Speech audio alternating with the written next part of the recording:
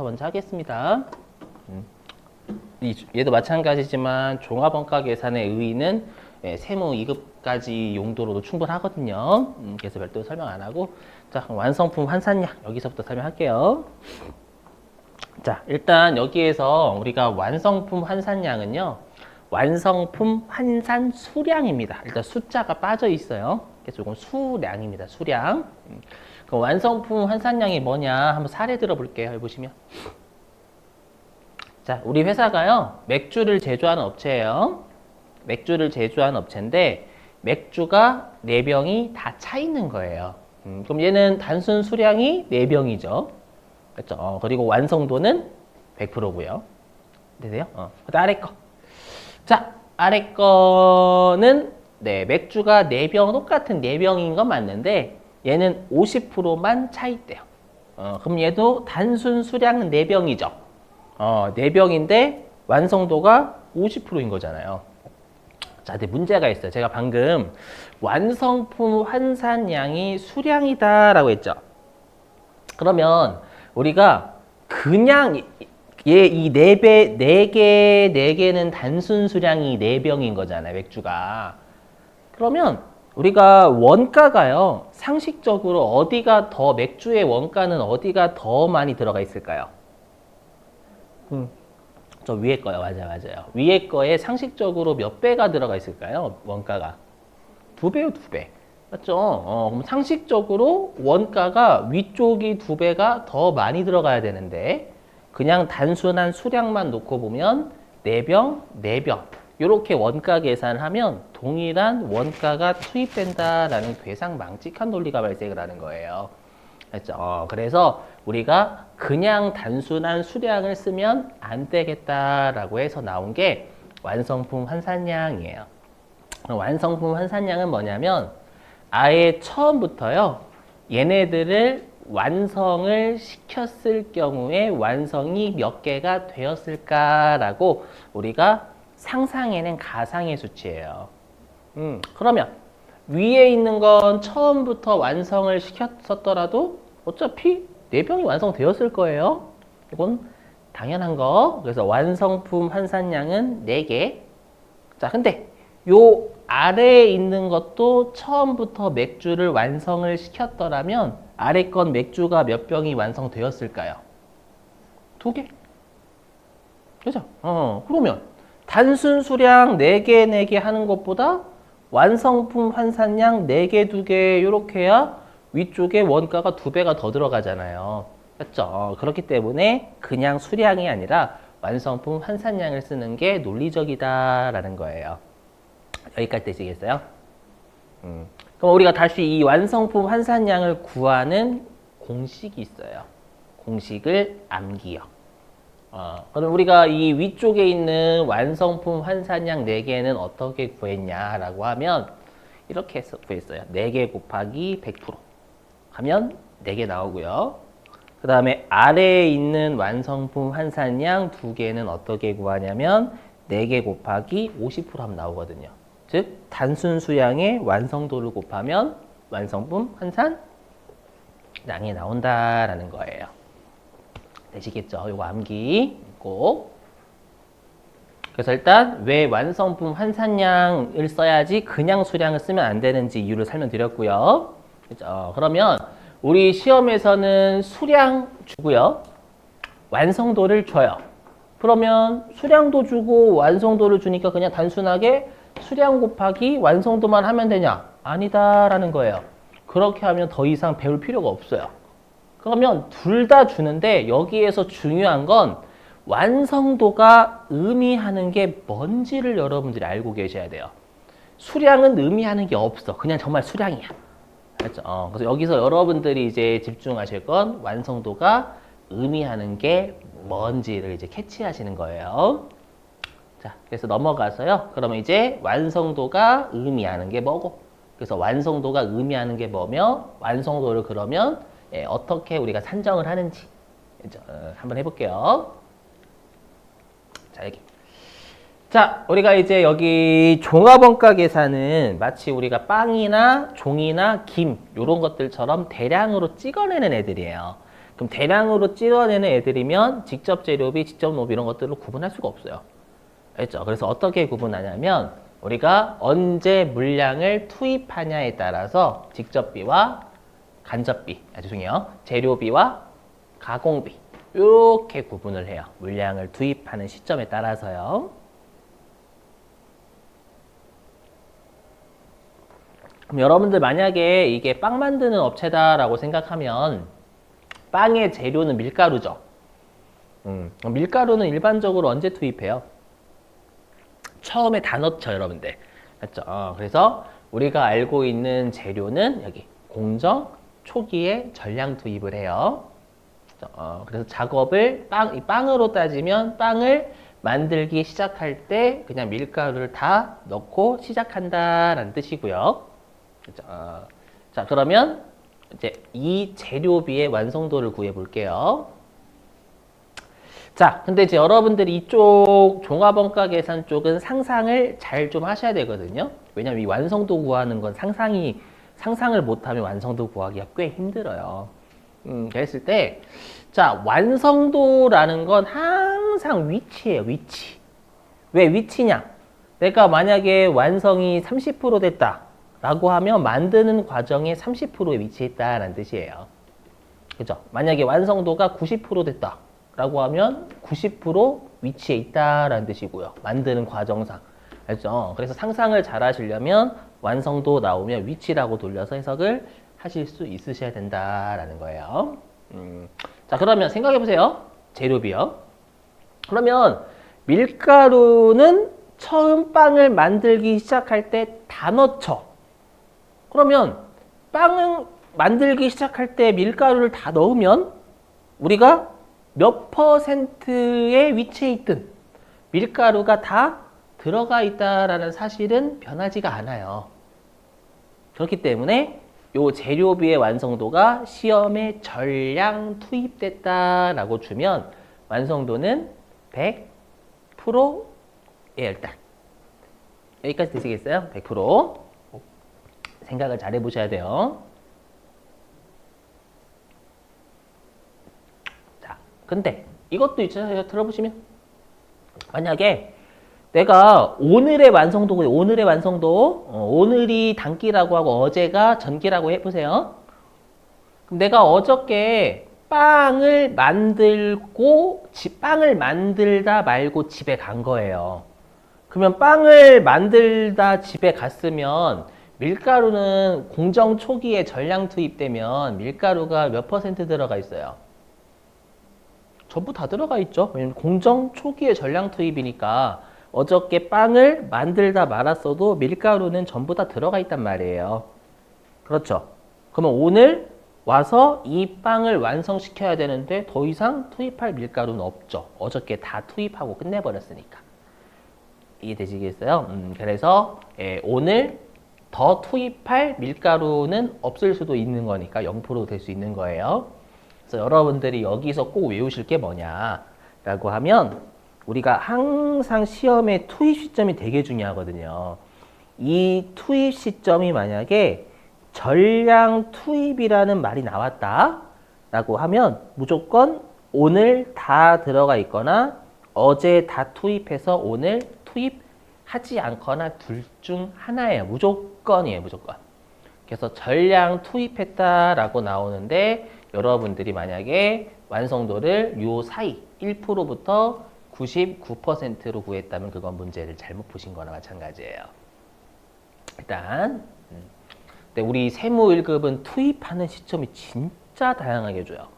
뭐냐면 얘는 우리가 라면으로 따지면 내가 라면 끓이기 전에 라면살이 다 넣는 거잖아요. 맞죠? 근데 우리 시험 어떻게 되냐면 60% 라면 끓였을 때 그때 다 넣는 사람도 있고 라면사리를요. 아니면 40% 끓였을 때 50% 넣고 80% 끓였을 때 50% 넣고 좀 이렇게 다 내요, 재료는. 그러니까 재료가 진짜 중요해요. 재료비의 완성도 구하는 게 이 완성품 환산량 구하는 데 가장 핵심이에요. 알죠? 그래서 제가 앞으로 재료비의 완성도는 파란색으로 될 거예요. 파란색. 재료비의 완성도는 파란색으로 할 거고. 자, 이제 가공비 할게요. 가공비. 자, 우리가 가공비는 여러분들이 회계 1급 때 가공원가는 직접 노무비와 제조간접비의 합이다라고 배우셨을 거예요. 맞죠? 그러면 여기 우리가 종합원가 계산에서 가공비는 그냥 사람과 기계 정도라고 생각해 주시는 게 편해요. 사람과 기계. 그럼 사람과 기계는 꾸준하게 할 수밖에 세팅되어 있는 상태로 꾸준하게 할 수밖에 없어요. 그래서 가공비는 무조건 시점이 같습니다. 무조건.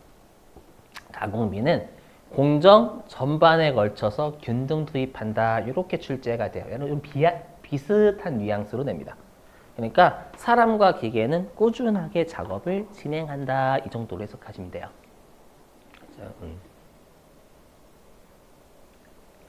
공장 돌아가면 막 기계가 여기서 조금씩 만들고 다시 딱 넘겨서 또 만들고 그러잖아요, 여러분들. 자, 그러면 우리가 이제 가공비 같은 경우에는 제가 표시할 때 꾸준하게 한다, 균등히 꾸준하게 한다라는 뜻이거든요. 그 꾸준하게 하는 걸 점선으로 표시할 점선, 이게 점선으로 보면은 자, 만약에 빵이 오늘 20% 완성됐대요. 그러면 사람과 기계가 오늘 빵을 아직 안 만들었어요. 안 만들었다가 꾸준하게 사람과 기계가 빵을 만들었으니까 빵이 20% 완성, 20% 시점에 놓여져 있는 거예요. 그 다음에 자, 빵이 60% 완성이 됐대요. 그럼 60%에 위치해 있는 거죠. 왜냐하면 사람과 기계가 오늘 작업을 하지 않다가 꾸준하게 작업을 진행해서 60%까지 작업을 꾸준하게 했으니까 60%에 위치해 있는 거거든요. 100%도 마찬가지고. 그래서요. 그러니까 이거 여러분들 그럼 결론은 뭐냐? 사람과 기계는 꾸준하게 하잖아요. 꾸준. 아까 했던 재료는 그냥 한 방에 원샷이고. 그러니까 꾸준하게 하는 사람과 기계는 어느 정도만큼 꾸준하게 했냐에 따라서 위치가 달라져요. 근데 위치가 곧 완성도라면서요. 맞죠? 사람과 기계가 꾸준하게 한 정도에 따라서 빵의 완성도는 달라지게 돼 있어요. 꾸준하게 하니까.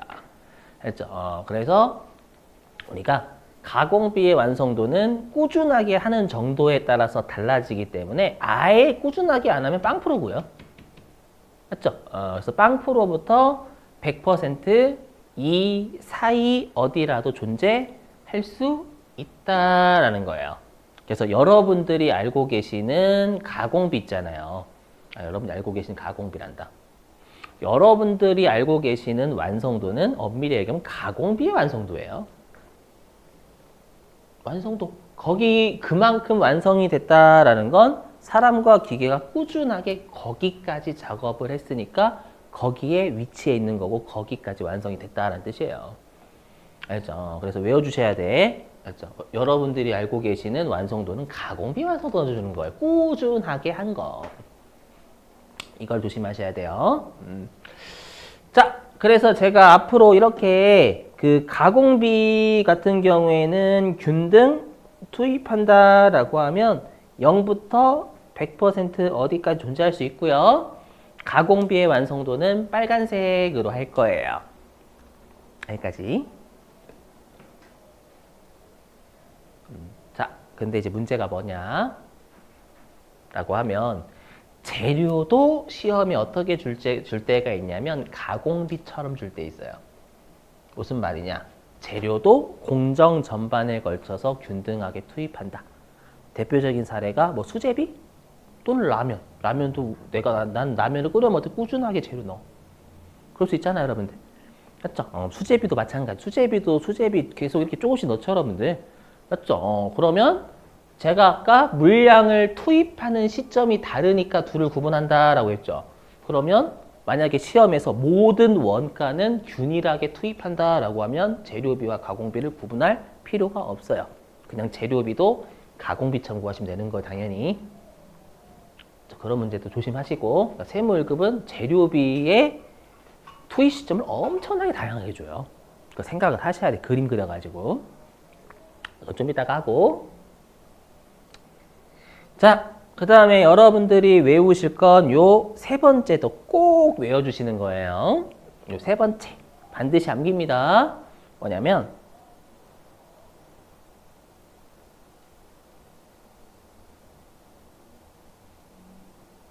단기 착수, 단기 완성품입니다. 단기 착수, 단기 완성품.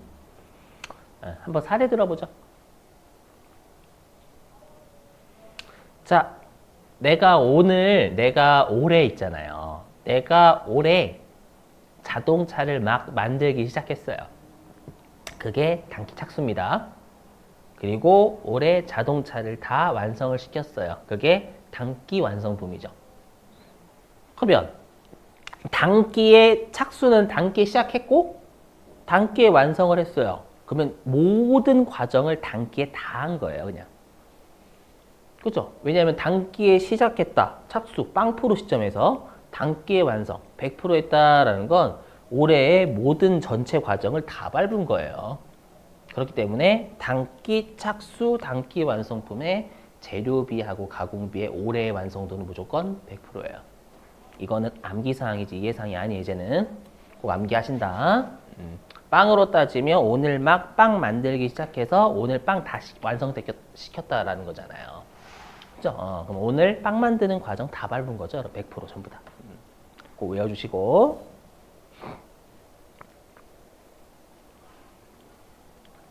자, 그 다음에 네 번째.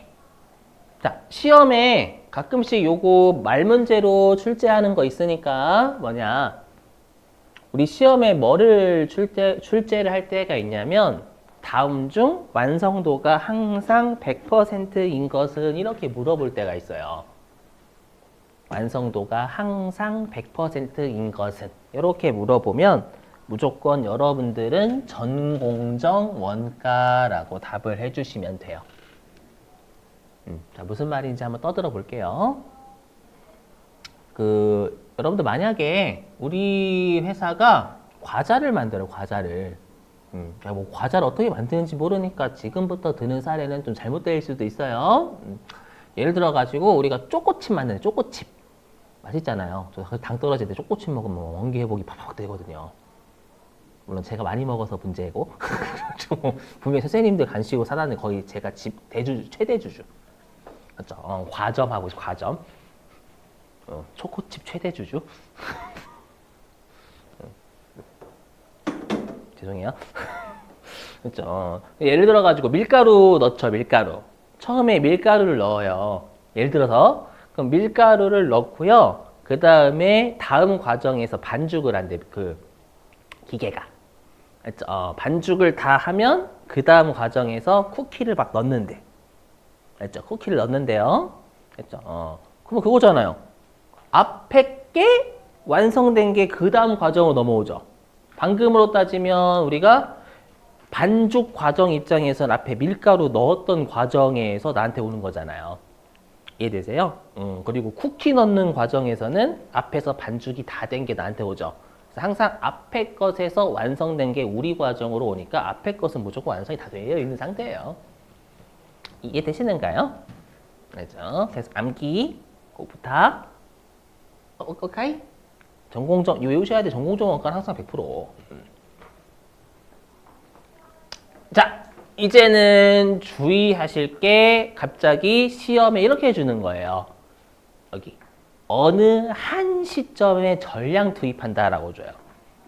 아까는 초기였잖아요. 초기. 맞죠? 초기였지만 사례 두 번째는 뭐냐면 갑자기 시험에서 어느 시점에 재료를 전량 투입한다라고 주는 거예요. 그럼 지금 제가 든 사례에서는 라면을 60% 끓였을 때 그때 다 집어넣는다라는 뜻이에요. 되시겠어요? 요거 첫 번째 제가 해주신 거 확인하시고. 자, 그랬을 때 자, 기초 제공품은 전년도에 만들다 만 거죠. 그걸 라면에 대입하면 어제 끓이다 만 라면이 오늘 넘어온 거예요. 그러니까 이 말은 뭐예요? 어저께 나는 라면을 80%만큼 끓이고 잠을 잔 거예요. 아셨죠? 그 뜻이고. 그 다음에 기말 제공품은 뭐냐면 오늘 또 라면을 새로 끓였어. 또 먹고 싶어가지고. 오늘 라면을 끓였는데 또 피곤한 거야. 그래서 50%만큼 끓이고 잔 거예요. 그냥 내일 끓이자라고 해서 받아들여요? 미친놈 아니야 생각하지 마시고 라면 얼마나 맛있는데 이렇게 생각하지 말고 자 그럼 생각해 보세요. 그러면 우리가 라면 사리를 60% 시점이 이때 다 넣죠. 다 넣죠? 근데 우리가 어저께 라면을 몇 프로 끓였어요? 80%만큼 끓이고 잤잖아요. 그러면 어제 끓이다만 라면 있죠? 80%만큼 끓여진 라면 있죠? 거기에 라면살이 몇 프로 들어가 있어요? 다요. 내가 라면을 끓인다라고 생각하지 이거 머릿속으로 생각 안 하시면 그냥 공부다라고 생각하시면 이해가 안 됩니다. 다 들어가 있어요. 왜냐면 60% 라면 끓였을 때 이때 원샷 다 넣었으니까 다 넣고 20%만큼 더 끓였잖아요. 그럼 다 넣어진 상태죠, 여러분들. 맞죠? 그래서 우리가 기초 제공품 또는 전기말 제공품의 재료비의 완성도는 라면살이 다 들어가 있으니까 100% 1이다라는 거예요. 아셨죠? 이런 거는 그림 그려서 하시는 게 분명히 도움됩니다. 그림 안 그리면 헷갈려. 존댓말 했고. 자, 그 다음에 이제 기말 제공품 할게요. 그러면 오늘 막 라면을 끓였을 때가 빵프로죠? 이제 기말 제공품이에요. 오늘 막 라면을 끓였을 때가 빵프로고 그리고 50%만큼 끓이고 잤어요. 그러면 오늘 막 끓이기 시작해서 50%만큼 끓이다만 라면에 라면살이 몇 프로 들어가 있어요? 그렇죠. 안 들어가 있어요. 안 들어가 있죠. 이때 다 전량 투입이에요. 전량 투입. 전량 60% 끓였을 때 한꺼번에 넣었는데 50%밖에 아직 못 끓였거든. 그럼 라면 투입 받기 10% 전이잖아요. 맞죠? 그렇기 때문에 하나도 안 들어가 있는 거예요. 그래서 그렇기 때문에 시험에 전량 투입 나오면 전부 들어가 있거나 전부 안 들어가 있거나 둘 중 하나예요. 전량 투입 나오면 아시죠? 이렇게 구분 잘 하시고 제발 좀 그림이나 상상 좀 하세요. 알겠죠? 가끔씩 이제 공부로 대하셔가지고 그림 안 그리고 상상도 안 하고 정말 문제 푸는 분들 계세요. 알겠죠? 지금 종합원가계에서는 그게 좀 잘 안 돼요. 그림 같은 거 초반에 안 그리시면. 자, 됐어요. 자, 그러면 이제 평균법 설명할게요.